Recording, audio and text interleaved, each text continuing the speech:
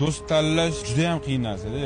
Men juda ham ko'p qoqilganman. Do'stdan shunaqa kuyganman. Do'st har doim ishingiz tushganda bilaman-da.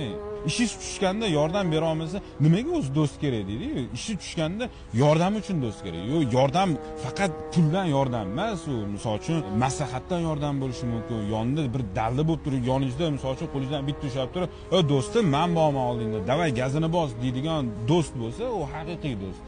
Qolganlari hammasi safsata-da, yoningizda turib, "Hay, chapay chaladi", shunday orqasini o'giradi, ketadi, qochadi. Bittasini ham topa olmaysiz-da, bitta, birontasini topa olmaysiz. 5-6 ta do'stim qolgan bo'lsa, bu degani do'stlarning orasida 5% ham qolmadi deganda, 5%. Yo'q bo'lib ketdi, tepay bilan yo'q bo'lib ketdi. Aka choyxonaga chaqirmay qo'ydi, ishonasizmi?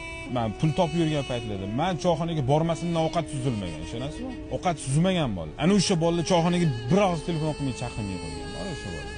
Ular do'st emas-da, ular yolg'on. Jumada xutba